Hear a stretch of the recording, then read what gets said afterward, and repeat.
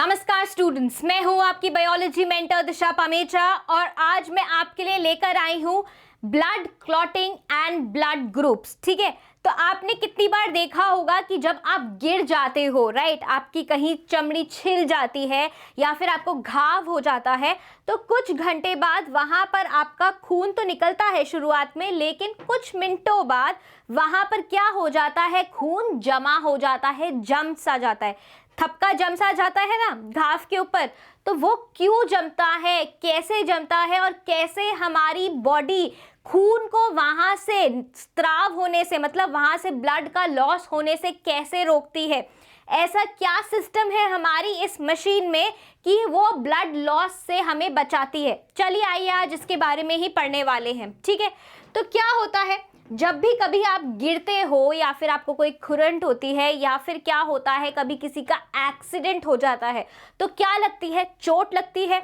ऊपर की आपकी जो एपिडर्मिस होती है वो छिलती है और अंदर की जो ब्लड वेसल्स होती हैं वो क्या होती हैं, रप्चर होती हैं। क्या होती हैं, रप्चर होती है। तो जब भी when an injury is caused to a blood vessel, जब भी क्या होगा, इंजरी कॉज होती है आपकी ब्लड वेसल में, तो क्या स्टार्ट हो जाती है, ब्लीडिंग स्टार्ट हो जाती है, खून का बहना स्टार्ट हो जाता है, जो कि किससे रुकता है, by a process called blood clotting या फिर ब्लड कोएगुलेशन। क्लॉट बनना मतलब जम जाना, ब्लड का जम जाना। ठीक है, so this process can be described under 3 major steps. इसमें 3 मेजर स्टेप्स होते हैं। ठीक है, पहला तो ये होता है कि जब भी क्या होता है, किसी ब्लड वेसल को इंजरी होती है तो वहां के जो प्लेटलेट्स होते हैं, हमने क्या पढ़े थे, प्लेटलेट्स पढ़े थे फॉर्म्ड एलिमेंट्स में। फॉर्म्ड एलिमेंट्स में हमने थ्रोम्बोसाइट्स पढ़े थे। इनका क्या काम क्या था, ब्लड क्लॉटिंग करवाना। क्या करवाना, ब्लड क्लॉटिंग करवाना, मतलब ब्लड लॉस को क्या करते हैं, ये चेक करते हैं, रोकते हैं। ब्लड लॉस को क्या करते हैं, ये रोकते हैं, चेक करते हैं। ठीक है, अब ये कैसे चेक करते हैं, तो जब क्या होता है, जब कोई भी ब्लड वेसल को इंजरी होती है तो वहां पर क्या जो भी प्लेटलेट्स प्रेजेंट होते हैं, वो क्या हो जाते हैं, डिसइंटीग्रेट हो जाते हैं। क्या हो जाते हैं, डिसइंटीग्रेट हो जाते हैं। और डिसइंटीग्रेट होने से वो क्या रिलीज करते हैं, एक तरीके का फॉस्फोलिपिड रिलीज करते हैं। क्या रिलीज करते हैं, एक तरीके का फॉस्फोलिपिड रिलीज करते हैं और एक फैक्टर रिलीज करते हैं जिसका नाम है प्लेटलेट फैक्टर। क्या रिलीज करते हैं, एक फैक्टर रिलीज करते हैं जिसका नाम है प्लेटलेट फैक्टर।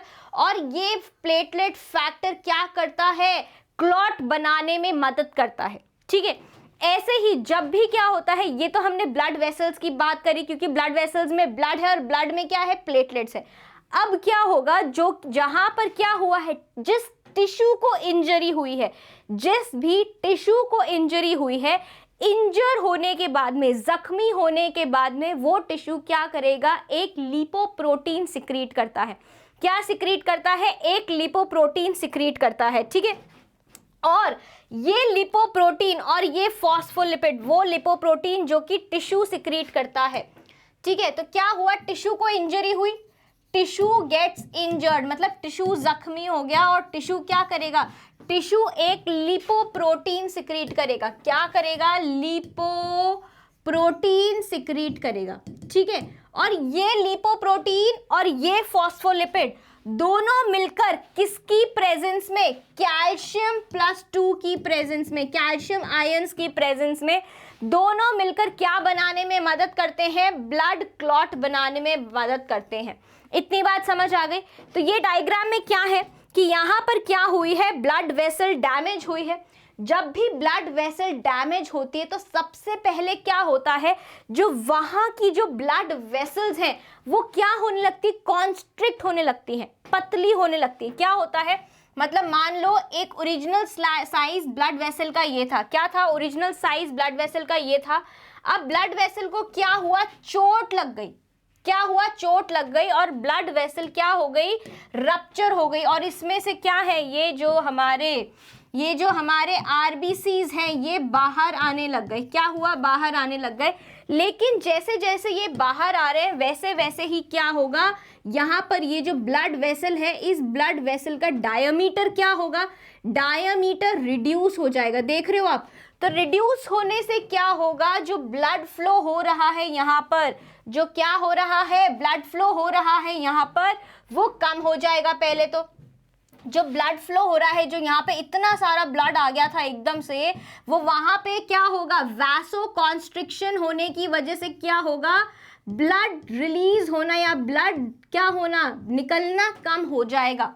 ठीक है, ये क्या हुआ, इसको हमने क्या बोला है, इसको हमने बोला वैसो कॉन्स्ट्रिक्शन हो जाना। क्या होना ना, ब्लड वेसल का डायमीटर कम हो जाना, वैसो कॉन्स्ट्रिक्शन हो जाना। ठीक है, अब क्या हो रहा है, damage blood vessel, injury to vessel lining triggers the release of clotting factors. Clotting factors कौन कौन रिलीज करेगा, ये जो क्लॉटिंग फैक्टर्स हैं ये कौन कौन रिलीज करेंगे, ये हमारी ब्लड वेसल्स भी रिलीज करेंगी।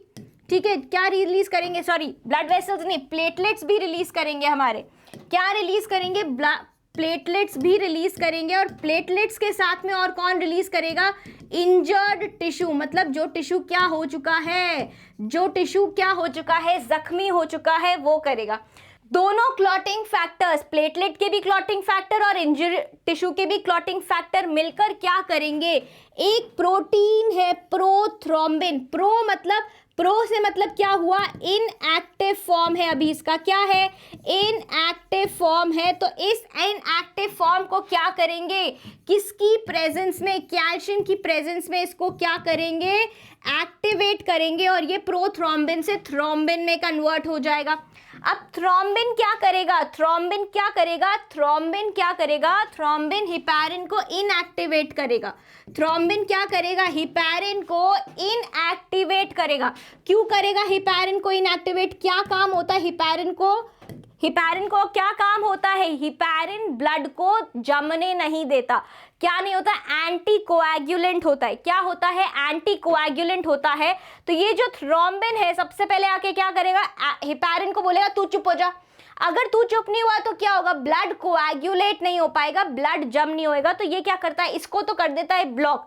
अब थ्रोम्बिन जाके फिब्रिनोजन को, जो क्या होते हैं, फिब्रिनोजन होते हैं, तो इनको क्या करता है, पहले तो डीपॉलीमराइज करता है, छोटे छोटे पॉलीमर्स बनाता है, और फिर थ्रोम्बिन उसका रीपॉलीमराइजेशन करके क्या बनाता है, फिब्रिन बनाता है। क्या बनाता है, फिब्रिन बनाता है। और फिब्रिन क्या होते हैं, पतले पतले बहुत लंबे लंबे क्या होते हैं, फिलामेंट्स होते हैं, जो कि क्या बनाते हैं, एक मेश लाइक स्ट्रक्चर बनाते हैं। क्या बनाते हैं, एक जाली जैसा ऐसा स्ट्रक्चर बना देते हैं।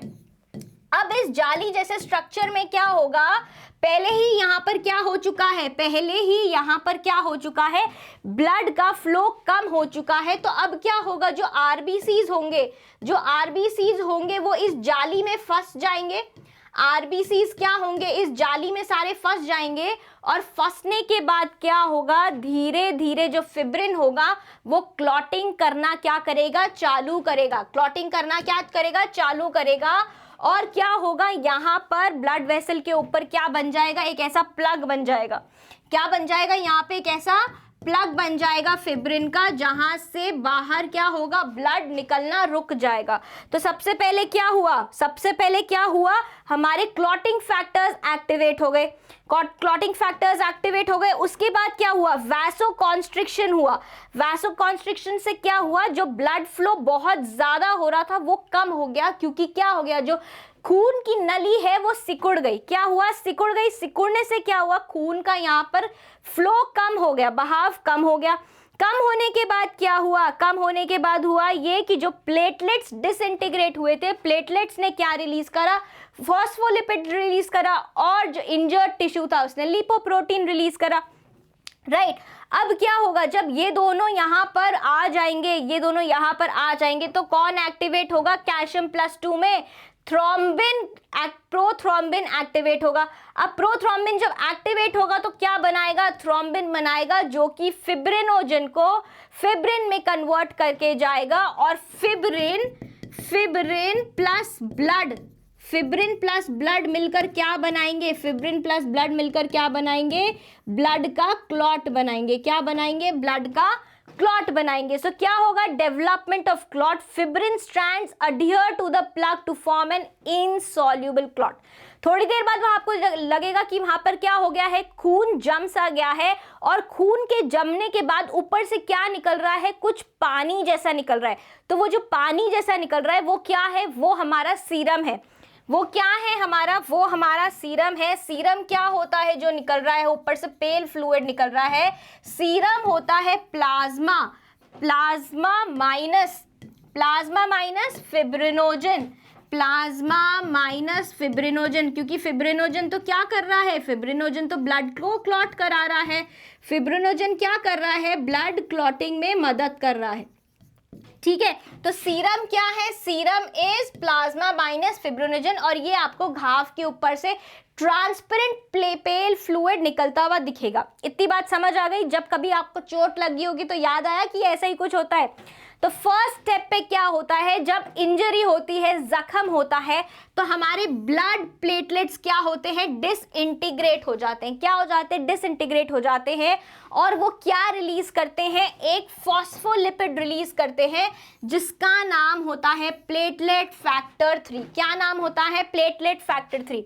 अब क्या हुआ, आपको चोट लगी, ठीक है, चोट लगी, इंजरी हुई, क्या हुआ, इंजरी हुई, ठीक है। इंजरी से क्या हुआ, जो प्लेटलेट्स थे आपके, प्लेटलेट्स आपके क्या हो गए, डिसइंटीग्रेट हो गए, डिसइंटीग्रेट हो गए, टूटने लगे। वहां से डिसइंटीग्रेट होने की वजह से उन्होंने क्या रिलीज किया, एक फॉस्फोलिपिड रिलीज किया। क्या रिलीज किया, एक फॉस्फोलिपिड रिलीज किया, और ये फॉस्फोलिपिड क्या था, ये था प्लेटलेट फैक्टर 3। क्या था ये, प्लेटलेट फैक्टर 3 था ये। अब ये प्लेटलेट फैक्टर 3 को और क्या हमने बोला, प्लेटलेट थ्रोम्बोप्लास्टिन भी बोला। क्या बोला, प्लेटलेट थ्रोम्बोप्लास्टिन भी बोला। ये तो किसकी बात हो गई, ये प्लेटलेट्स की बात हो गई। अब ऐसे ही क्या होगा, जब क्या होंगे, इंजरी होने पर जो टिश्यूज हैं, जो क्या है, टिश्यूज हैं, टिश्यूज भी जब इंजर होते हैं तो वो क्या रिलीज करते हैं, एक तरीके का लिपोप्रोटीन रिलीज करते हैं। क्या रिलीज करते हैं, एक तरीके का लिपोप्रोटीन रिलीज करते हैं। क्या लिपोप्रोटीन होता है, थ्रोम्बोप्लास्टिन होता है। क्या होता है, थ्रोम्बोप्लास्टिन होता है, थ्रोम्बोप्लास्टिन, ठीक है। अब ये thromboplastin along with platelet factor 3, पीछे कौन सा प्लेटलेट फैक्टर था, पीछे कौन सा प्लेटलेट फैक्टर था, प्लेटलेट फैक्टर 3, तीनों मिलकर किसकी प्रेजेंस में, कैल्शियम की प्रेजेंस में क्या करेंगे, ये प्रोथ्रोम्बिन को एक्टिवेट कर देंगे इनटू थ्रोम्बिन। क्या करेंगे, एक्टिवेट कर देंगे इनटू थ्रोम्बिन, ठीक है। ये करेगा कौन, प्रोथ्रोम्बिनेज। तो ये दोनों मिलकर किसको एक्टिवेट कर रहे हैं, एक एंजाइम है जिसको ये एक्टिवेट कर रहे हैं, जिसका नाम है प्रोथ्रोम्बिनेज, ठीक है।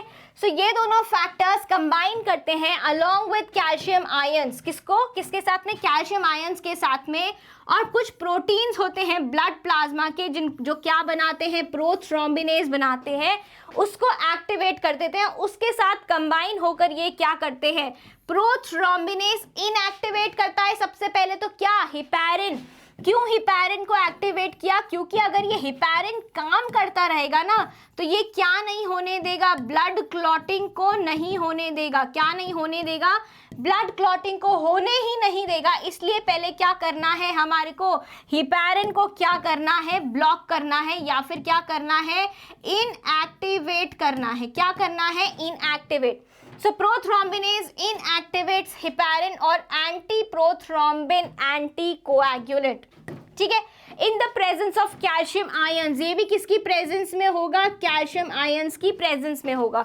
सो prothrombinase catalyses the breakdown of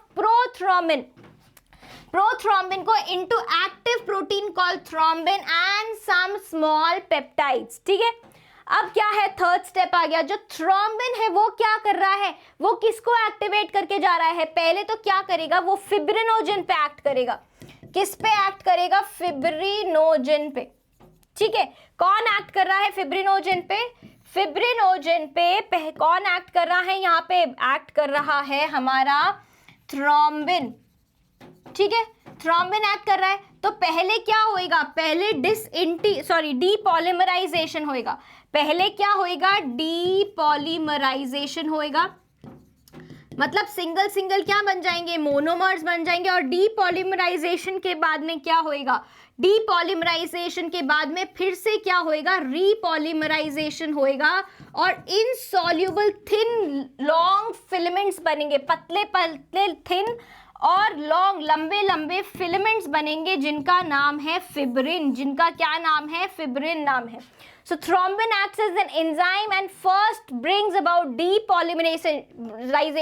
Depolymerization किसका हो रहा है, फिब्रिनोजन का, into its monomers, मोनोमर्स भरे। अब जो थ्रोम्बिन है वही क्या करता है, रीपॉलीमराइजेशन करता है, और जो डीपॉलीमराइज हुआ है उसको इनसॉल्युबल लॉन्ग फिलामेंट्स बनाता है, fibre like polymers called fibrin. इतनी बात समझ आ गई। अब ये जो thin long and solid fibres हैं फिब्रिन के, ये क्या बनाते हैं, एक जाल बनाते हैं। क्या बनाते हैं, मान लो ये क्या है आपकी, ये ब्लड वेसल है, क्या है आपकी, ये ब्लड वेसल है, और इसमें से क्या हो रहा है आपके, ये क्या निकल रहे हैं बाहर, ये क्या निकल रहे हैं, आरबीसीज बाहर निकल रहे हैं, रेड ब्लड सेल्स बाहर निकल रहे हैं। तो यहाँ पर जो वो फिब्रिनोजन आएगा वो क्या करेगा, या फिब्रिन जो आएंगे वो ऐसे जाला बना लेंगे, नेटवर्क बना लेंगे। और आप खुद बताओ, इसमें से क्या आरबीसी बाहर निकल पाएगा, नहीं निकल पाएगा, इसमें से आरबीसी बाहर नहीं निकल पाएगा। सिर्फ बाहर क्या निकलेगा, सीरम बाहर निकलेगा। क्या बाहर निकलेगा, सीरम बाहर निकलेगा। इतनी बात समझ आ गई।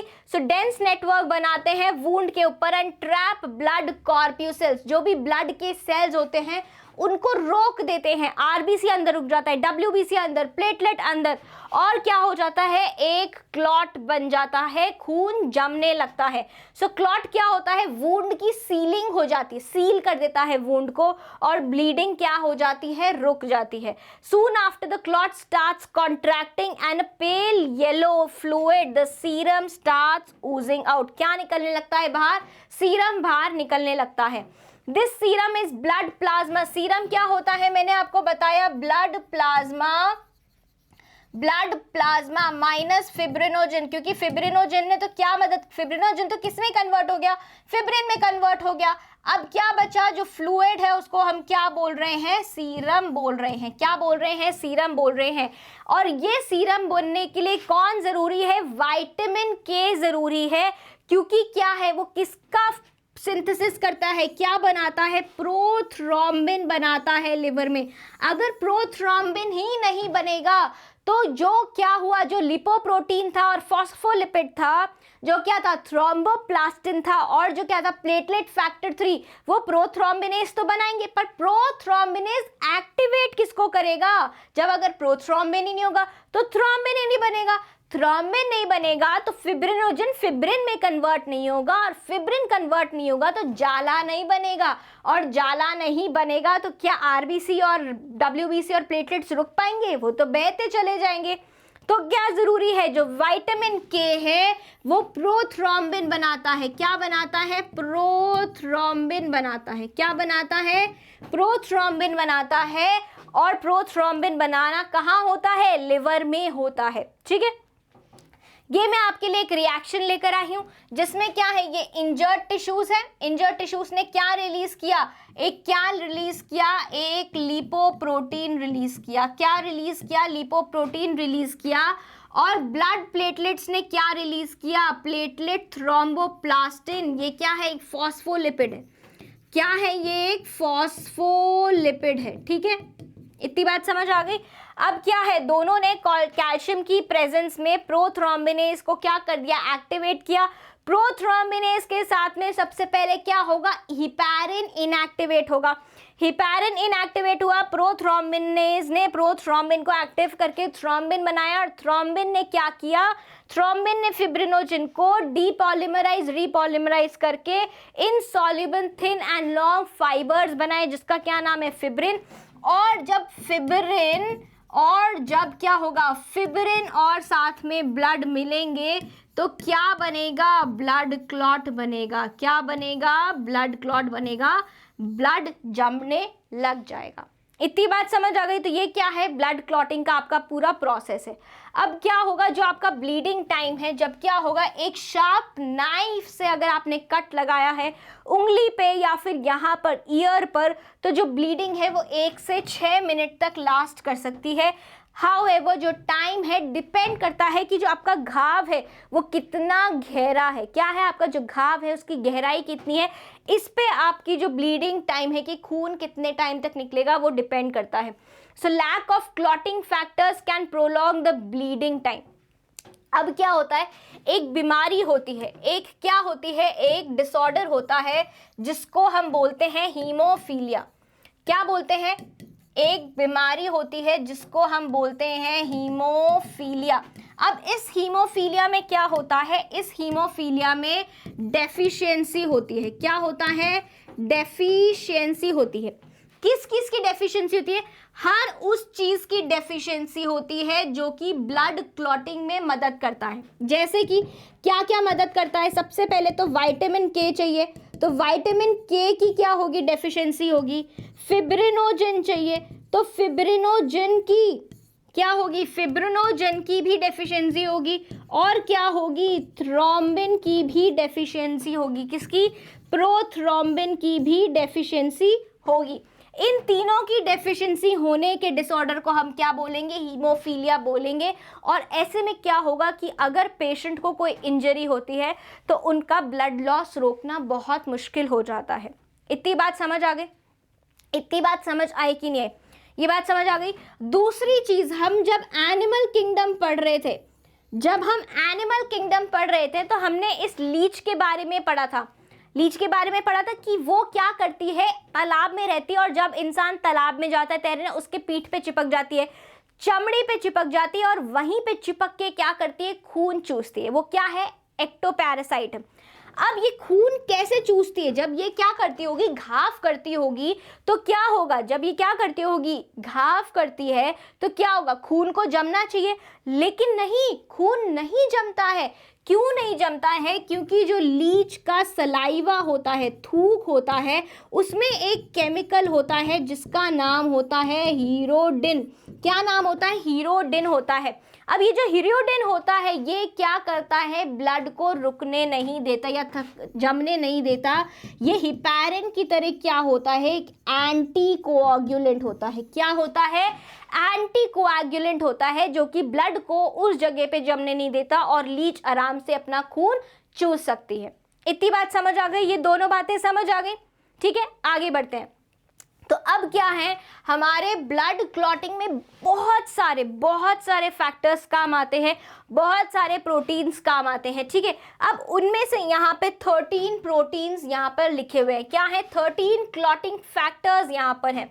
कितने क्लॉटिंग फैक्टर्स हैं, 13 क्लॉटिंग फैक्टर्स। किसके क्लॉटिंग फैक्टर्स हैं ये, ब्लड क्लॉटिंग फैक्टर्स है। क्या है ये, ब्लड क्लॉटिंग फैक्टर्स हैं, जिसमें से पहला फैक्टर है, फैक्टर 1 इज फिब्रिनोजन। क्या है, अब ये जो फैक्टर 1, 2, 3, 4, 5, 7, 8, 9, 10, 11, 12 और 13 है, ये सारे क्या हैं, ये सारे क्या हैं, ये सारे ऐसे ही नाम से जाने जाते हैं, क्लॉटिंग फैक्टर 1, क्लॉटिंग फैक्टर 2। तो क्लॉटिंग फैक्टर क्या होगा, ये फिब्रिनोजन ही होगा। ये क्या होगा, फिब्रिनोजन होगा, जो कि कहाँ बनता है, लिवर में बनता है। Right, clotting factor 2 prothrombin, factor 3 tissue thromboplastin जो टिश्यू इंजरी में रिलीज होता है, 4 कैल्शियम के आयंस होते हैं, 5 प्रो एसिलेरिन होता है, 7 proconvertin, 8 anti haemophilic factor A, 9 anti haemophilic factor B,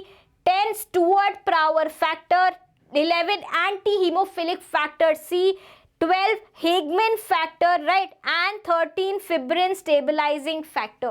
ये सारे फैक्टर में से जो आपका फैक्टर नंबर 1 है, फैक्टर नंबर 2 है एंड आपके बाकी जो फैक्टर्स हैं 7, 8, 9, 10, 11, 12 एंड 13, ये सब कहाँ बन रहे हैं? लिवर में बन रहे हैं। कहाँ बन रहे हैं? लिवर में बन रहे हैं। अब क्या है हमारा फैक्टर नंबर 3 और फैक्टर नंबर 13 जो है, क्या है जो हमारे factor number 3 and factor number 13, ये जो दोनों फैक्टर्स हैं, क्लॉटिंग फैक्टर्स हैं, ये कौन सिक्रीट कर रहे हैं?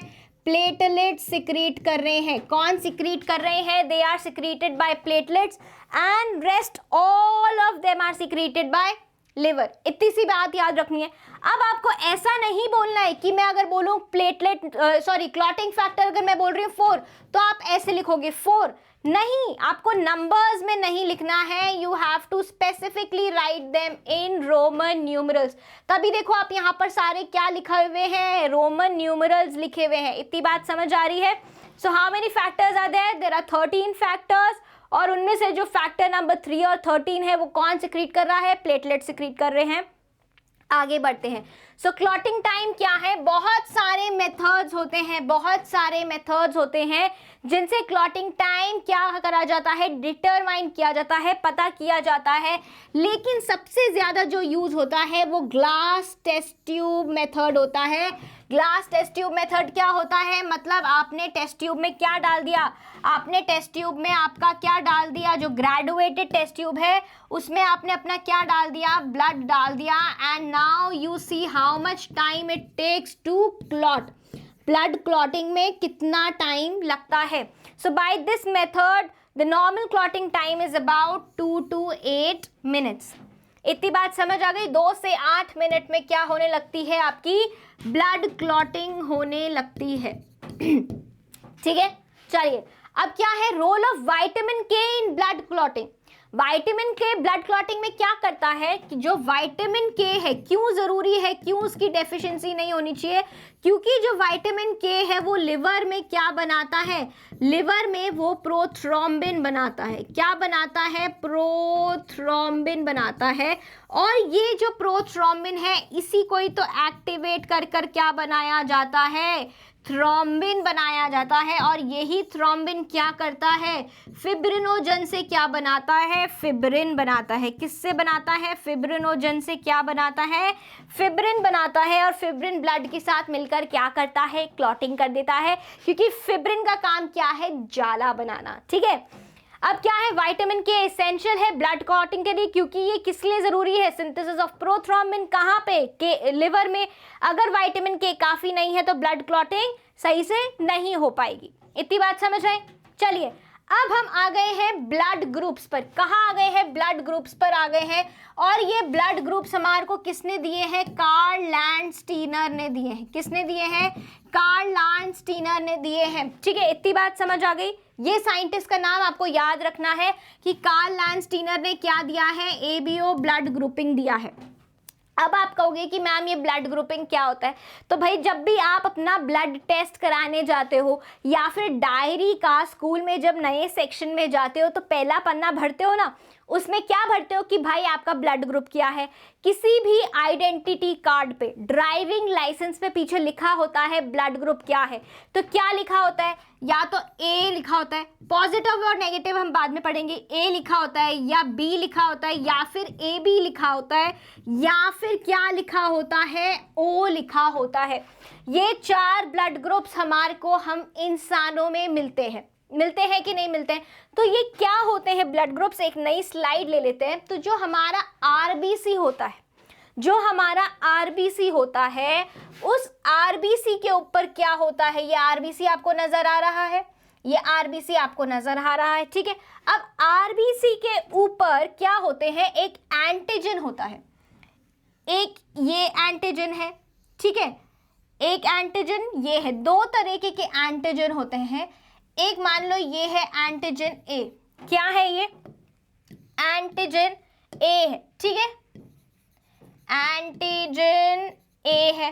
ठीक है, समझ आ गई इतनी सी बात? ये एंटीजन ए वाला आरबीसी है। फिर हम एक आरबीसी बनाते हैं यहाँ पर, एक और आरबीसी हमने बनाया जिसकी बॉडी पे या जिसकी मेम्ब्रेन पे क्या है, दूसरा एंटीजन है। क्या है, दूसरा एंटीजन है, और इस एंटीजन को हमने क्या बोला है, एंटीजन बी है बोला है। क्या बोला है, एंटीजन बी बोला है। इतनी बात समझ आ गई।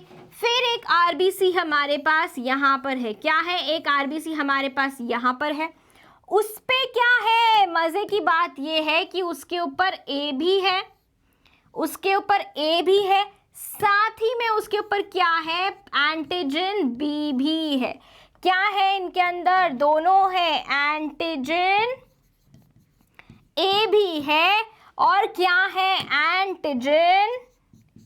एंटीजन बी भी है। ठीक है, एक ये वाला आरबीसी हो गया, और एक आरबीसी हुआ जिसके ऊपर क्या नहीं है, कोई भी एंटीजन नहीं है। क्या नहीं है, कोई भी एंटीजन नहीं है। ये 4 ब्लड ग्रुप्स हमारे पास होते हैं। क्या होते हैं, 4 ब्लड ग्रुप्स होते हैं। अब कुछ इंसान ऐसे होते हैं जिनके पास सिर्फ ए एंटीजन होता है, कुछ ऐसे होते हैं जिन वाले आरबीसी होते हैं एंटीजन ए वाले आरबीसी, कुछ ऐसे होते हैं जिनके पास एंटीजन बी वाले आरबीसी होते हैं, कुछ ऐसे होते हैं जिनके पास दोनों एंटीजन वाला आरबीसी होता है। ऐसा आरबीसी होता है जिसके ऊपर क्या है, दोनों एंटीजन्स प्रेजेंट हो। तो और दूसरों के पास क्या होगा, जिसके पास कोई एंटीजन प्रेजेंट नहीं हो। जिसके पास एंटीजन ए प्रेजेंट है उसका ब्लड ग्रुप क्या है, ब्लड ग्रुप ए है। क्या है, ब्लड ग्रुप ए है। जिसका एंटीजन बी है उसका ब्लड ग्रुप क्या है, उसका ब्लड ग्रुप क्या होगा, बी होगा। जिसका एंटीजन, जिसके पास ए बी दोनों हैं, उसका ब्लड ग्रुप क्या होगा, उसका ब्लड ग्रुप होगा ए और बी दोनों। और जिसके पास कोई एंटीजन ही नहीं है, नो एंटीजन प्रेजेंट, आरबीसी की मेम्ब्रेन पे कोई भी एंटीजन प्रेजेंट नहीं है, ऐसे इंसान का ब्लड ग्रुप क्या होगा, अंडा या ओ, मतलब ब्लड ग्रुप ओ होगा। इतनी बात समझ आ गई। जिसके भी आरबीसी पर एंटीजन ए है, ब्लड ग्रुप ए। जिसके आरबीसी पर antigen B, blood group B. जिसकी एंटीजन पर दोनों ए और बी एंटीजन्स हैं, जिसके आरबीसी पर क्या है, दोनों एंटीजन ए और बी है, उसका ब्लड ग्रुप क्या होगा, ए बी। और जिसके पास कोई एंटीजन नहीं है, शून्य है, उसका ब्लड ग्रुप क्या होगा, ब्लड ग्रुप ओ होगा। इतनी बात समझ आ गई। अब एक एक के बारे में बात करते हैं। अब जिसके पास, जिस भी इंसान के पास ये आरबीसी है जिसके ऊपर क्या है, एंटीजन ए है। क्या है, एंटीजन ए है। क्या है, RBC with what, antigen A है। आरबीसी विद एंटीजन ए मतलब ब्लड ग्रुप क्या है, ब्लड ग्रुप को आगे से मैं बीजी लिखूंगी, ठीक है। तो ब्लड ग्रुप क्या होगा, इसका ए होगा। तो जो क्या है, ये जो ए है, ये क्या है, जो ए है, ये कहाँ होगा, ये आरबीसी की मेम्ब्रेन पे होगा। कहाँ होगा, आरबीसी की मेम्ब्रेन पे होगा। आरबीसी क्या है, रेड ब्लड सेल्स है, उसकी मेम्ब्रेन पे क्या होगा, ये ए प्रोटीन निकला हुआ होगा या लगा हुआ होगा। इतनी बात समझ आ गई। अब ये कहाँ है, आरबीसी के ऊपर है। एंटीजन कहाँ है, ऑन आरबीसी, लेकिन इनके पास होंगी एंटीबॉडीज। क्या होंगी इनके पास में, एंटीबॉडीज होंगी। अब ये तो आरबीसी है, इसका प्लाज्मा भी तो होगा। क्या है, ये हमारा क्या है, प्लाज्मा है। तो प्लाज्मा में हमारे पास, प्लाज्मा में जी हमारे पास, प्लाज्मा में क्या होंगी, एंटीबॉडीज होंगी। क्या होंगी प्लाज्मा में जी हमारे पास, एंटीबॉडीज होंगी। और ये एंटीबॉडी किसकी होगी, ये जो एंटीबॉडी होगी, ये एंटीबॉडी होगी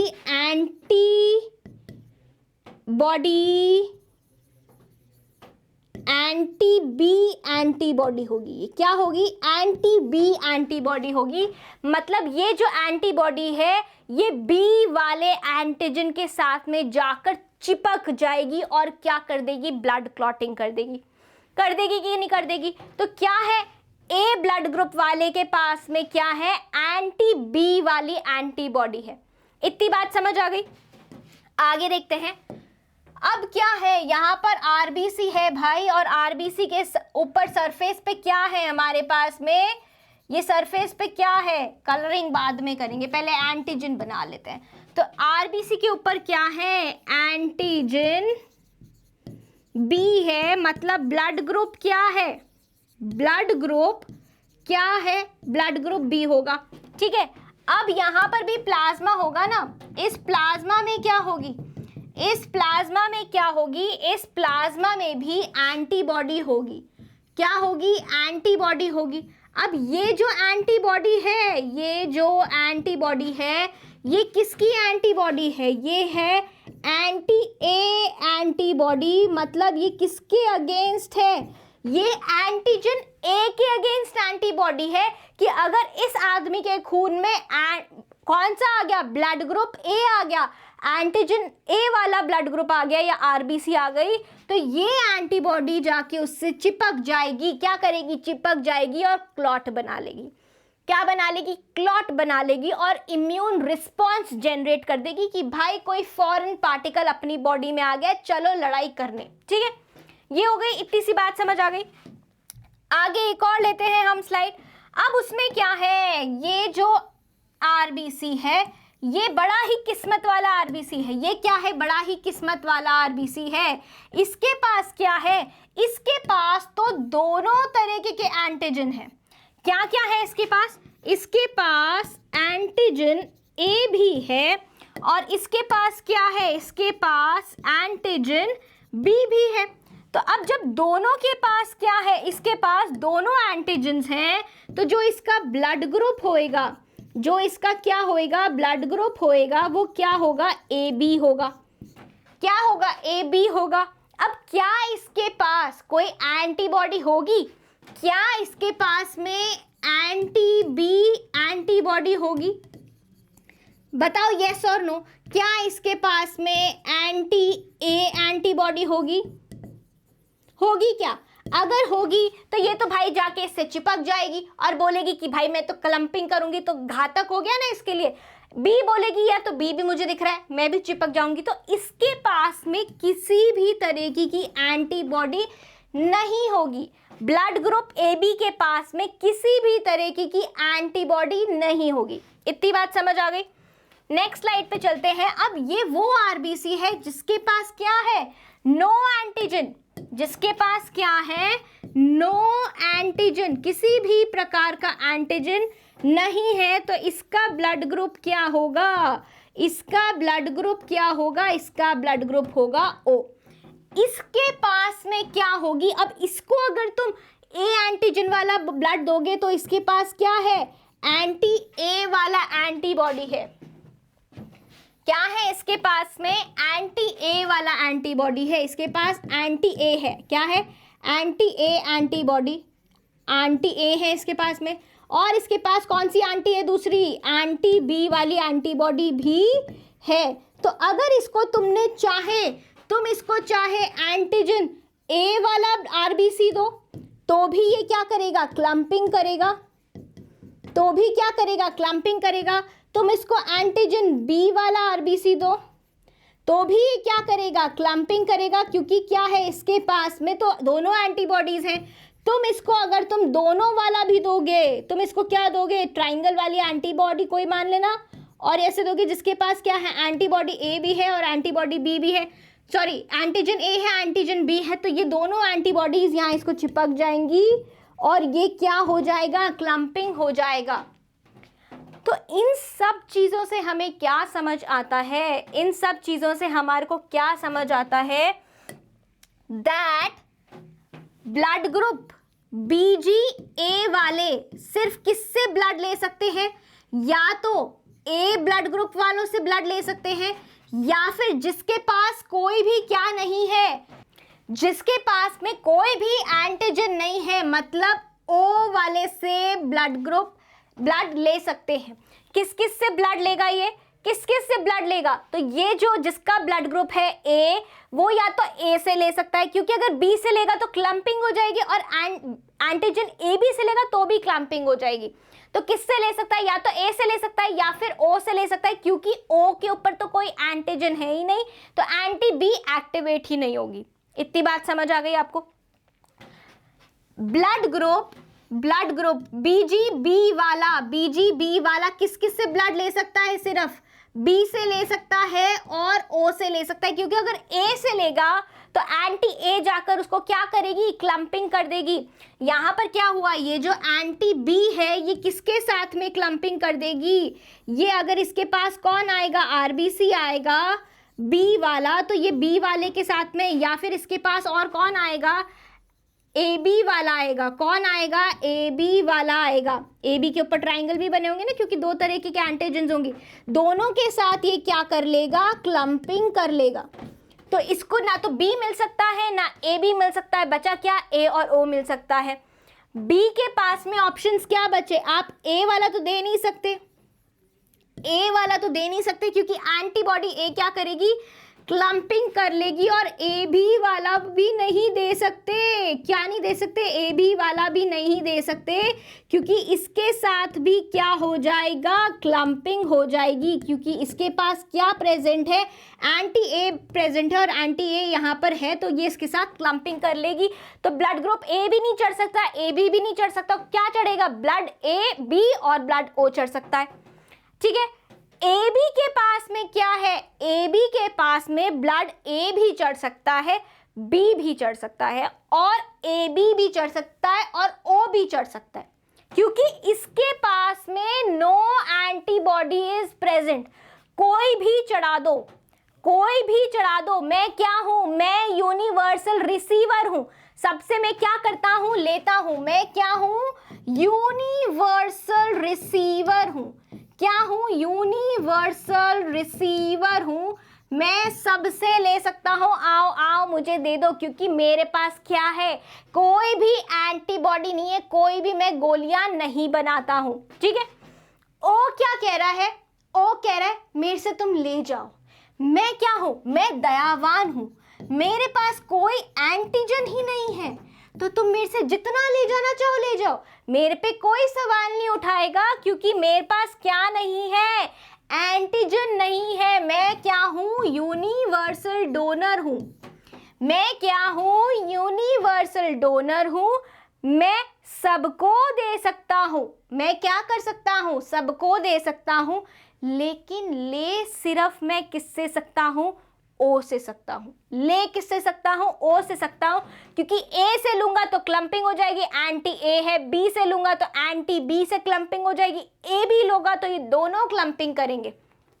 ऐसे ही यहां पर मैं रिसीवर हूं, सबसे ले सकता हूं, लेकिन दे सिर्फ किसको सकता हूं, दे मैं किसको सकता हूं, ए बी को ही दे सकता हूं, क्योंकि अगर मैंने ए को दिया तो उसमें जो एंटी बी है वो मेरे पे आके चिपक जाएगी, बी को दिया तो उस पे जो एंटी बी है वो मेरे को आके चिपक जाएगी। ठीक है, तो क्या जो एंटी ए है वो आके चिपक जाएगी, अगर मैंने बी को दिया, ए को दिया तो मेरे पास एंटी बी है वो आके मेरे पास चिपक जाएगी। तो क्या होगा, मैं किसी को भी नहीं दे सकता, मैं सिर्फ ले सकता हूं। मैं क्या कर सकता हूं, ले सकता हूं। इतनी बात समझ आ गई। तो इसलिए क्या बोला, ब्लड ग्रुप ए बी वाले को क्या बोला, यूनिवर्सल रिसीवर, और ब्लड ग्रुप ओ वाले को क्या बोला, यूनिवर्सल डोनर बोला। इतनी बात समझ आ गई, ठीक है, ओके। अब क्या करते हैं अब थोड़ी सी हम थ्योरी पढ़ लेते हैं। So there are more than 30 antigens on the surface of RBC. RBC के सतह पे मोर देन 30 एंटीजन्स होते हैं, जो कि क्या करते हैं, डिफरेंट ब्लड ग्रुप्स को बनाते हैं। ब्लड ट्रांसफ्यूजन के टाइम में कुछ ब्लड ग्रुप्स होते हैं, ABO blood groups of the recipient and donor must be match. तो रिसिपिएंट जिससे लिया जा रहा है, डोनर जिसको दिया जा रहा है, सॉरी रिसिपिएंट जिससे क्या हो रहा है, जिसको मिल रहा है खून।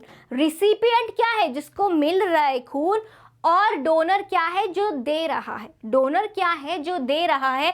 उन दोनों का ब्लड ग्रुप मैच होना चाहिए।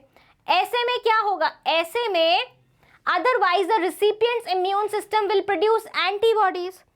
अगर तुम क्या करोगे, अगर तुम ब्लड ग्रुप ए वाले को तुम किसका दे दो, ब्लड बी दे दो। यहां पर अगर हम यहां पर एक ऐसे टेबल बना लेते हैं, ठीक है, यहां पर क्या है, डोनर लिखते हैं, यहाँ पर क्या है, डोनर लिखते हैं, यहाँ पर क्या लिखते हैं, रिसिपिएंट लिखते हैं, और यहाँ पर लिखते हैं क्लम्पिंग, क्लम्पिंग। ठीक है, क्लम्पिंग होगी कि नहीं होगी? चलो चलो बनाते हैं, आ जाओ।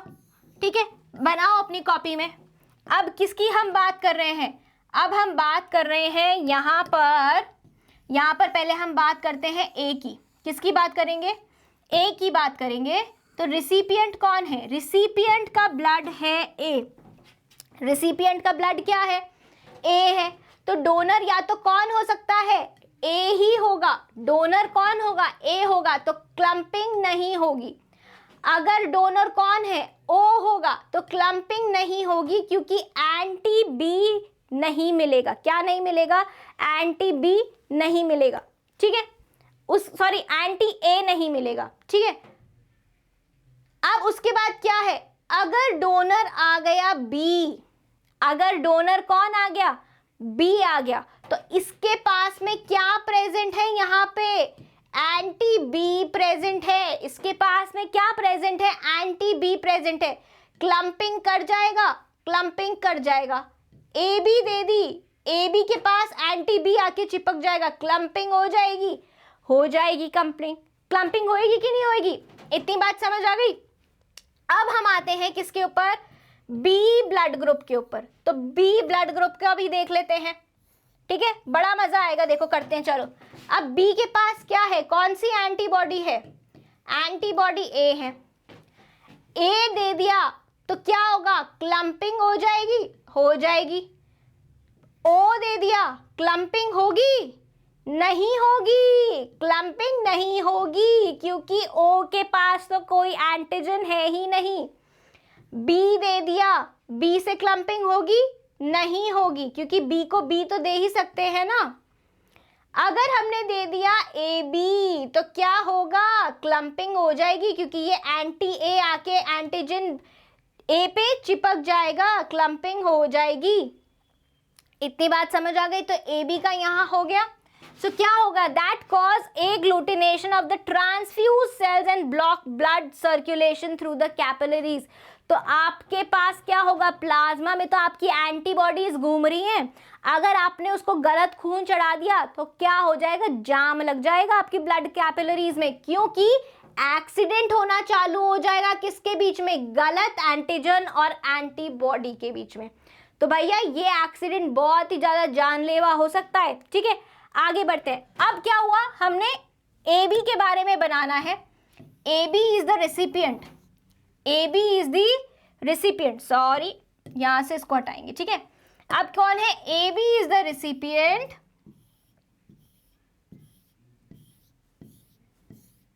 ठीक है भाई, यहां पे बनाते हैं, और यहां पे क्या होगी? क्लम्पिंग येस और नो होगी। ओके, ठीक है। तो यहां पे कौन है? डोनर, और यहां पे कौन है? क्लम्पिंग है। ठीक है, और यहां पर कौन है? रेसिपिएंट है। 1 2 3 4 यहां पे बना दो ए बी। इसके पास में कोई भी एंटीबॉडी नहीं है, एंटीबॉडी एब्सेंट।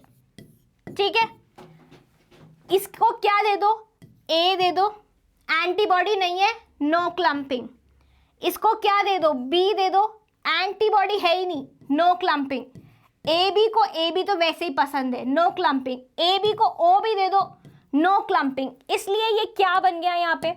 इसलिए ये क्या बन गया? यूनिवर्सल। यूनिवर्सल क्या बन गया? रिसीवर बन गया। क्या बन गया? यूनिवर्सल रिसीवर बन गया। क्या बन गया? यूनिवर्सल रिसीवर बन गया। अब बहुत लकी होते हैं ये लोग। ठीक है, अब क्या है? हम मान लेते हैं ओ है हमारा डोनर, सॉरी रिसिपिएंट। ओ के पास क्या है? ओ के पास तो सारी एंटीबॉडीज है। Antibody A, antibody B, right? Anti B antibody, anti A antibody, दोनों ही है भाई। इसको तो तुम ए दे दो तो भी क्लम्पिंग, बी दे दो तो भी क्लम्पिंग, क्योंकि सारी एंटीबॉडीज है। ए भी दे दो तो भी क्लम्पिंग, बस ओ ही दे सकते हो तो ही क्लम्पिंग नहीं होगी। तो ये क्या है? ये सबको दे सकता है ना, तो ये क्या है? यूनिवर्सल।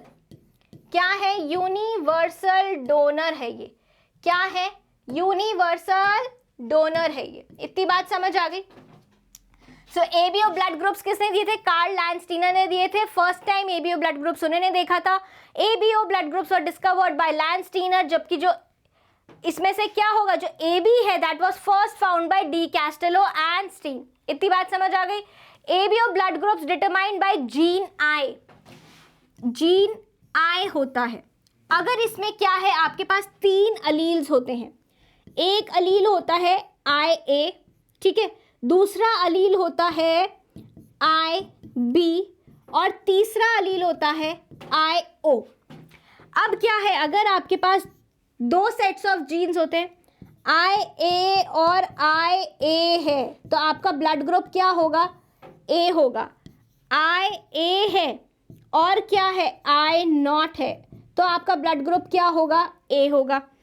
आई बी है और क्या है आपके पास, आई बी है, सॉरी ए के साथ में ही हम यहाँ लगा देते हैं। अगर आपके पास क्या है, अगर आपके पास, ओहो, अगर आपके पास क्या है, सब मिट गया। यहाँ पर आई ए है, साथ में आई बी है, तो आपका ब्लड ग्रुप हो जाएगा A B. I B with I B, 2 sets of genes होते हैं, blood group B. I B with I not, blood group will be B, ठीक है।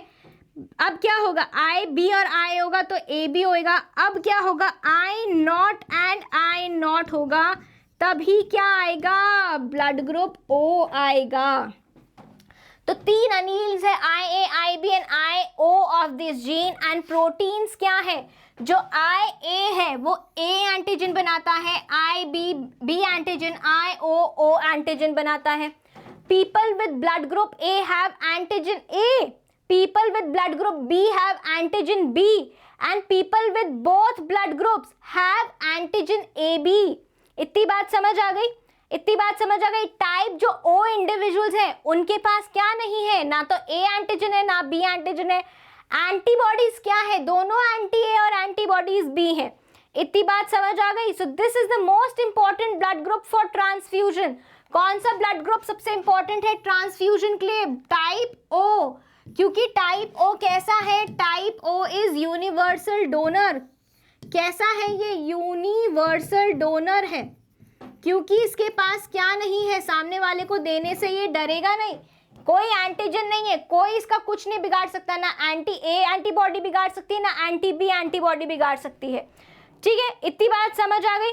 अब ये देखो, ये एक टेबल है सुंदर सी, पिछली टेबल से समझ नहीं आया मैम की, तो मैम आपके लिए ये टेबल ले आई है। रेड ब्लड टाइप में ग्रुप में ए के ऊपर ए एंटीजन, बी के ऊपर बी एंटीजन अलग शक्ल का, ए बी के ऊपर दोनों ए और बी शक्लों वाले, ग्रुप ओ के ऊपर कोई एंटीजन नहीं है। एंटीबॉडीज प्लाज्मा में होती है, एंटीजन कहाँ होते हैं, ब्लड के सेल के ऊपर। प्लाज्मा में क्या होती है, एंटीबॉडीज होती हैं, ए में एंटी बी, बी में एंटी ए बी में कोई नहीं, और ओ में दोनों। Antigens in red blood cell, antigens in red blood cell कौन सा होगा, ग्रुप ए में ए एंटीजन, ग्रुप बी में B antigen, group A B में दोनों और ओ में नन। ये टेबल आपके लिए क्या है, बहुत इंपॉर्टेंट है। अगर ये टेबल आपने याद कर ली, इसके आगे कुछ भी याद करने की जरूरत नहीं है। दूसरी चीज जिससे हमारे पास आता है पॉजिटिव एंड नेगेटिव, ये किससे आता है हमारे पास, ये आता है हमारे पास RH फैक्टर से। ये RH फैक्टर हमारे को किससे मिला है, रीहिसस मंकी से मिला है।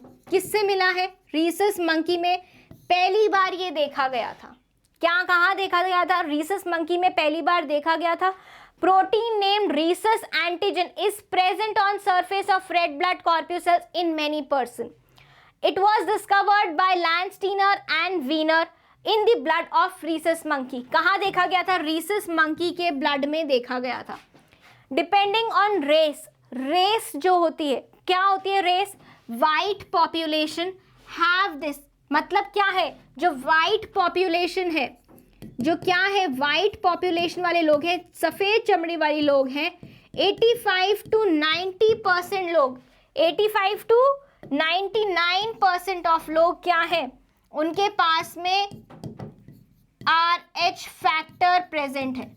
और जिनके पास में RH फैक्टर प्रेजेंट होते हैं वो क्या होता है, RH पॉजिटिव होते हैं। जिनके पास में RH फैक्टर एब्सेंट है वो RH नेगेटिव होते हैं। Others who do not have this factor are RH negative. RH positive, अब यहाँ पे क्या लिखोगे आप, RH positive is dominant to RH negative. कैसे है, RH अगर पॉजिटिव है और आपके पास यहाँ पर भी RH पॉजिटिव है तो आपको क्या आएगा, RH पॉजिटिव ही आएगा। RH अगर आपके पास पॉजिटिव है, अगर RH आपके पास एक नेगेटिव है तो आपके पास फिर से RH पॉजिटिव आएगा, बिकॉज दिस इज डोमिनेंट, इसी की चलेगी। अगर आपके पास दोनों ही नेगेटिव है, अगर आपके पास दोनों ही कॉपी ऑफ जीन्स नेगेटिव की है, तब आपके पास क्या आएगा, RH नेगेटिव आएगा। वाइट्स जो है उनमें 85% पॉजिटिव है, 15% नेगेटिव है। अमेरिकन ब्लैक्स जो हैं उनमें 95% पॉजिटिव है, 5% नेगेटिव है। अफ्रीकन ब्लैक्स जो हैं उनमें 100% पॉजिटिव है। तो किसका डोमिनेंस ज़्यादा दिख रहा है, पॉजिटिव का ज़्यादा दिख रहा है। किसका दिख रहा है, पॉजिटिव का ज़्यादा दिख रहा है। Formation of RH protein is controlled by a dominant gene, जिसको हम R बोल सकते हैं। ठीक है, अगर R क्या है, RH क्या है, अगर होमोजाइगस है, होमोजाइगस मतलब सिमिलर कॉपी ऑफ जीन्स आपके पास है, मतलब क्या है, RH पॉजिटिव है और RH पॉजिटिव है, तो क्या होगा, आपको RH पॉजिटिव ही मिलेगा। ठीक है, और अगर आपके पास होमोजाइगस में RH नेगेटिव और RH नेगेटिव है तो आपको क्या मिलेगा, RH नेगेटिव ही मिलेगा। ये होमोजाइगस कंडीशन है। लेकिन डोमिनेंस किससे पता चलता है, डोमिनेंस पता चलता है हेट्रोजाइगोसिटी से। जब हेट्रोजाइगस कंडीशन में जो ब्लड ग्रुप जीतेगा, हेट्रोजाइगस कंडीशन में मतलब एक RH पॉजिटिव है एक RH नेगेटिव है, इसमें जो लड़ाई जीतेगा वो क्या होगा, डोमिनेंट होगा। तो यहाँ कौन जीत रहा है, RH पॉजिटिव जीत रहा है, मतलब जो RH पॉजिटिव है वो कैसा है, डोमिनेंट है। कैसा है, डोमिनेंट है। ठीक है, so now both RH positive and negative individuals normal होते हैं ये सब लोग, कि ऐसा नहीं RH पॉजिटिव ज्यादा इंटेलिजेंट सुंदर होगा, नहीं, RH नेगेटिव ज्यादा सुंदर इंटेलिजेंट होगा, नहीं, ऐसा कुछ भी नहीं है। ये क्या होंगे, बिल्कुल नॉर्मल होंगे। सिर्फ इस RH फैक्टर का ध्यान कहाँ रखना होता है, प्रेगनेंसी में या फिर ब्लड ट्रांसफ्यूजन में। सो इनकम्पैटिबिलिटी ड्यूरिंग ब्लड ट्रांसफ्यूजन के टाइम में हमारे को ये RH फैक्टर का बहुत ही ध्यान रखना पड़ता है।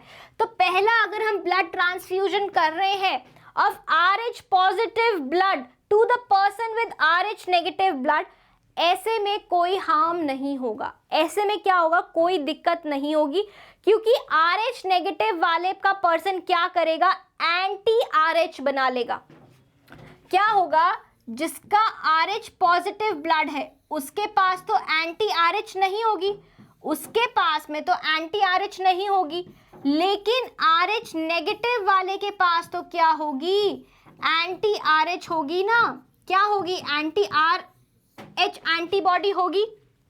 ठीक है, लेकिन क्या होता है, ये अभी ये बनाती नहीं है। ये क्या होता है, RH नेगेटिव वाला एंटी RH बना के नहीं रखता है।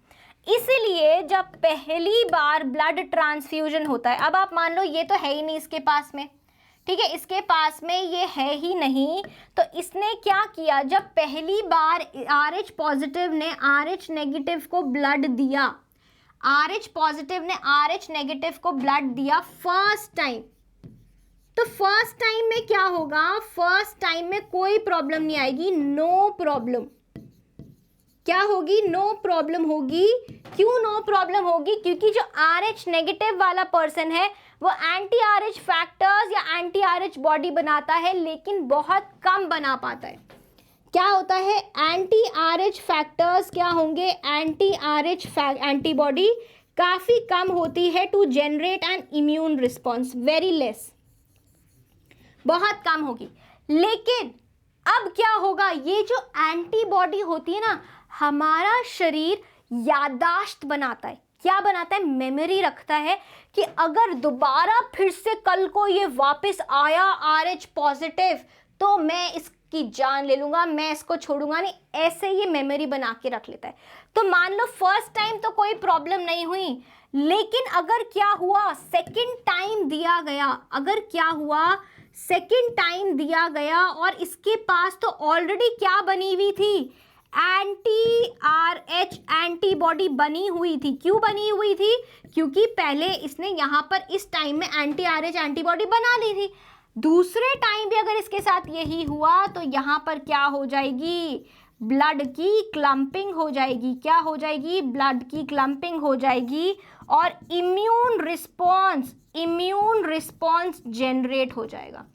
ब्लड कैपिलरीज कोएगुलेशन की वजह से क्या हो जाएंगी, क्लॉट हो जाएंगी, जाम हो जाएगी, ट्रैफिक जाम हो जाएगा। किसमें, तुम्हारी ब्लड कैपिलरीज में। सो सेकंड ब्लड ट्रांसफ्यूजन में RH positive blood to the RH negative blood, later ने मतलब RH नेगेटिव वाले ने क्या बना रखी होगी, RH नेगेटिव वाले का जो एंटी RH फैक्टर है वो क्या करेगा, अटैक करेगा, डिस्ट्रॉय कर देगा red blood corpuscles of the donor. क्या हो जाएगा, जाम लग जाएगा तुम्हारी खून की नलियों में। ठीक है, यही चीज होती है। मान लो अगर क्या है, जो हमारा फादर है और जो हमारी मदर है, फादर निकला हमारा RH पॉजिटिव, मदर हो गई हमारी RH नेगेटिव, बच्चा क्या बनेगा, डोमिनेंट कौन है, RH पॉजिटिव। ये है हमारा फर्स्ट प्रोजेनी, पहली बार प्रेगनेंसी हुई है, ये फर्स्ट टाइम प्रेगनेंसी हुई है। अभी तो विमेन में क्या नहीं बनी हुई, अभी तो विमेन में एंटीबॉडीज नहीं है, तो वो इस बच्चे को जाके नहीं मारेंगी। क्या होगा, ब्लड डायरेक्टली इन्फ्यूज नहीं होगा फीमेल में, लेकिन जब क्या होगा, डिलीवरी होगी, पार्ट्यूरेशन होगा, क्या होगा, प्रसूति होगी, तब कुछ सेल्स माँ के शरीर में रह सकते हैं, किसके, RH पॉजिटिव वाले के। कुछ सेल्स क्या हो सकते हैं, माँ की बॉडी में रह सकते हैं RH पॉजिटिव वाले के। तब क्या होगा, ये बच्चा तो आ जाएगा बाहर, लेकिन माँ की बॉडी में क्या बन जाएंगी, माँ की बॉडी में मेमोरी की तरह एंटी RH एंटीबॉडी बन जाएगी। क्या बन जाएगी, माँ की बॉडी में मेमोरी की तरह एंटी RH एंटीबॉडी बन जाएगी। अब क्या होगा, जब सेकेंड टाइम प्रेगनेंसी होगी तो उसके पास तो ऑलरेडी ये बना हुआ होगा। कुछ फीटस के सेल्स तो मम्मा की बॉडी में जाते हैं ना, तो क्या होगा, जो मम्मा के जो एंटी RH एंटीबॉडी है वो इस बच्चे के, जो सेकेंड टाइम वाला बच्चा है, उसको क्या करेगा, उसके RBCs को अटैक करेगा। मतलब उस बच्चे के RBCs को वो बनने नहीं देगा, उसके RBC की सेल्स को मार डालेगा। और जब अगर आपके RBCs ही नहीं है तो आप में क्या हो जाएगा, जॉन्डिस हो जाएगा और फीटस की डेथ भी हो सकती है। एक क्लियर स्क्रीन पे इसको बनाते हैं, चलो ठीक है। तो क्या है हमारे पास, पापा जी हैं, पापा जी के साथ में कौन है, मम्मा जी भी है। पापा जी का जो RH है वो क्या है, पॉजिटिव है। मम्मा जी का जो RH है वो कैसा है, नेगेटिव है। दोनों ने क्या किया, मेटिंग किया और एक बेबी प्रोड्यूस किया। क्या बेबी प्रोड्यूस किया, बेबी प्रोड्यूस किया जिसका क्या है, फीटस, सॉरी बेबी प्रोड्यूस किया जो क्या है, फीटस। ऐसे होता है, कुछ ऐसे होता है फीटस। फीटस क्या बना, फीटस बना हमारा RH पॉजिटिव। थोड़ा बड़ा बनाते हैं इसको। तो मम्मा की वूम्ब में, मम्मा के गर्भ में, ओहो, मम्मा के गर्भ में ये कौन है भाई, मम्मा है, ठीक है। ये मम्मा के गर्भ में क्या हुआ है, बच्चा बन रहा है। अब बच्चा कैसा बन रहा है, जो ये बच्चा बना है, ये बच्चा कैसा बना है, ये बच्चा बना है हमारा RH पॉजिटिव। कैसा बना है, RH पॉजिटिव। मम्मा कैसी है, मम्मा कैसी है भाई, मम्मा है RH नेगेटिव। कौन सी टाइम है ये, फर्स्ट टाइम है, फर्स्ट टाइम है। नाउ अभी कुछ नहीं होगा, मम्मा के पास क्या है, मम्मा के पास एंटी RH एंटीबॉडी नहीं है। मम्मा के पास में एंटी RH एंटीबॉडी नहीं है तो अभी ये बेबी सेफ है। लेकिन फर्स्ट टाइम पे जब क्या होगी, जब होगी डिलीवरी, जब होगा पार्ट्यूरेशन, तो कुछ सेल्स मम्मा की बॉडी में रह जाएंगे, कुछ सेल्स मम्मा की बॉडी में रह जाएंगे, जिससे कि मम्मा की बॉडी में क्या बन जाएगी, एंटी RH एंटीबॉडी। थोड़ा अच्छे से लिखते हैं इसको, मम्मा की बॉडी में क्या बन जाएगा, मम्मा की बॉडी में बन जाएगा एंटी RH एंटीबॉडी। अब ये मम्मा, इसमें क्या बन गया है, एंटी RH एंटीबॉडी वाली मम्मा फिर से क्या हुई है, फिर से मम्मा ने क्या किया है, मम्मा ने फिर से कंसेप्शन किया है। पापा क्या है, RH पॉजिटिव है, मम्मा क्या है, RH नेगेटिव है, लेकिन इस टाइम पे क्या है, इसके पास में एंटी RH एंटीबॉडी भी है। ठीक है, अब क्या हुआ, बेबी बना, बेबी बना कि नहीं बना, ये कौन सा टाइम है, ये सेकेंड टाइम है। कौन सा टाइम है, सेकेंड टाइम है। अब क्या हुआ, मम्मा की बॉडी में भाई बना, ये बेबी बनाओ भाई, बेबी बनाओ, ये बेबी बनेगा। यहाँ पे बेबी क्या है, फीटस में होगा। अब कुछ सेल्स तो क्या होंगे, एक्सचेंज होंगे, कुछ सेल्स तो क्या होंगे, बेबी कैसा होगा, baby will be RH positive, क्योंकि डोमिनेंट कौन है, फादर डोमिनेंट रहेगा, बेबी RH पॉजिटिव है। फिर से मम्मा की बॉडी में क्या जाएगा, RH पॉजिटिव जाएगा। मम्मा की बॉडी में क्या गया, RH पॉजिटिव गया, तो यहां पर क्या होगा, एंटीबॉडी बनेगी, एंटी RH एंटीबॉडी, जो क्या है, एंटी RH एंटीबॉडी है। मम्मा की बॉडी में बनेगी क्या, एंटी RH एंटीबॉडी बनी हुई होगी।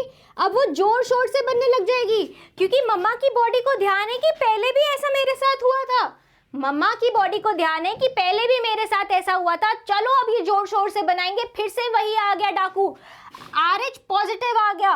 ठीक है, अब RH पॉजिटिव को क्या, ये दे धमाधम एंटी RH एंटीबॉडी से करेंगे अटैक।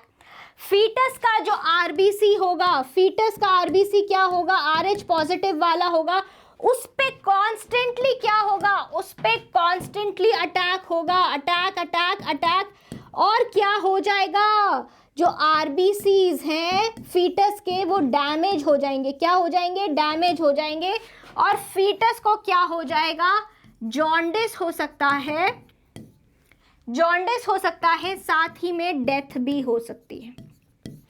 इतनी बात समझ आ गई। ठीक है, तो अब क्या है, अगर फादर का ब्लड RH पॉजिटिव है, मदर का ब्लड RH नेगेटिव है, तो फीटस का क्या होगा, RH पॉजिटिव होगा, क्योंकि RH पॉजिटिव डोमिनेंट है। ये सीरियस प्रॉब्लम है, इसीलिए बेबी का क्या चेक करते हैं, ब्लड ग्रुप चेक करते हैं। पेरेंट्स का भी क्या करते हैं, ब्लड ग्रुप चेक करते हैं।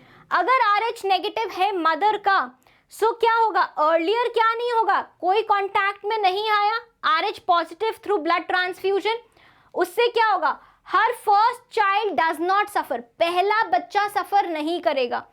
The RH positive blood of the fetus stimulates the formation of anti-RH factor, लेकिन जो बच्चे के सेल्स हैं वो anti-RH बनाने पे मजबूर जरूर कर देंगे, लेकिन इतने इनफ नहीं बनेंगे कि बेबी को वो हार्म पहुंचा सके, इसलिए पहला बच्चा सही सलामत बाहर आएगा। लेकिन क्या होगा, अगर फिर से प्रेगनेंसी हुई तो अगर, और फीटस क्या हुआ, फीटस अगर RH पॉजिटिव बना, सो एंटी RH फैक्टर्स क्या करेंगे, मदर के ब्लड को डिस्ट्रॉय कर देंगे। किसके ब्लड को डिस्ट्रॉय कर देंगे, फीटल के, क्या होगा, जो फीटस है, जो शिशु है, उसके ब्लड कॉर्प्यूसेल्स को डिस्ट्रॉय कर देंगे। इससे क्या होता है, जो बच्चों में मैंने आपको बताया, इससे क्या होता है, यहां पर एक डिजीज होती है HDN, that is haemolytic, haemolytic मतलब हीम का लाइसिस टूट गया, disease, haemolytic disease of newborn, haemolytic blood cells टूट रहे हैं, ये एक डिजीज है। किसका है डिजीज, न्यूबॉर्न का डिजीज है, जो नए नवजात शिशु है उनका डिजीज है।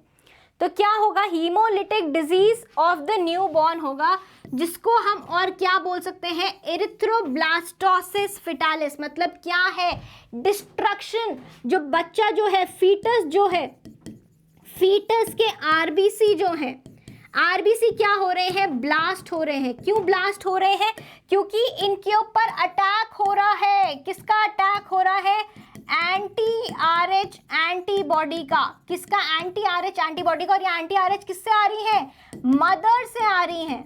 किससे आ रही है, मदर से आ रही है। और ये किस में होगा, सेकेंड टाइम वाले बच्चे में होगा। किस में होगा, सेकेंड टाइम वाले बच्चे में होगा। इतनी बात समझ आ गई। ठीक है, ये आपके लिए एक डायग्राम है। अब देखो क्या है, फर्स्ट टाइम में मैटरनल सर्कुलेशन हो रहा है, maternal RH negative red blood cell, foetal का RH positive red blood cell enter करता है मैटरनल सर्कुलेशन में। मतलब यहाँ पर क्या है, RH पॉजिटिव है, इसके कुछ सेल्स यहाँ पर RH नेगेटिव में एंटर करते हैं। ठीक है, अब क्या हो रहा है यहाँ पे एंटी RH एंटीबॉडीज बन रही हैं। ठीक है, एंटी RH एंटीबॉडीज बनने से क्या होगा, ये क्या है, सेकेंड टाइम की प्रेगनेंसी है, दूसरे बार की प्रेगनेंसी, आपको दिखाया जा रहा है क्या हो रहा है। सो मैटरनल सर्कुलेशन में anti RH antibodies placenta cross करके कहाँ जाएंगी, शिशु के ब्लड में जाएंगी और वहां पर क्या करेंगी, एग्लूटिनेशन करेंगी, क्लम्पिंग करेंगी शिशु के ब्लड के साथ में। तो क्या हो जाएगा, that leads to HDN, haemolytic disease of newborn. So newborn में सर्वाइव, न्यूबॉर्न बच सकता है, कुछ केसेस में न्यूबॉर्न बच सकता है, अनीमिक हो सकता है। अनीमिक मतलब क्या होगा, खून की कमी होगी, खून की कमी होगी क्योंकि ब्लड बना तो है लेकिन ब्लड क्या हो गया है, टूट गया है। इन ऑर्डर टू प्रिवेंट, या फिर क्या हो सकता है, जॉन्डिस भी हो सकता है। क्या हो सकता है, जॉन्डिस भी हो सकता है और कुछ केसेस में डेथ भी हो जाते हैं, एक्सट्रीम केसेस में।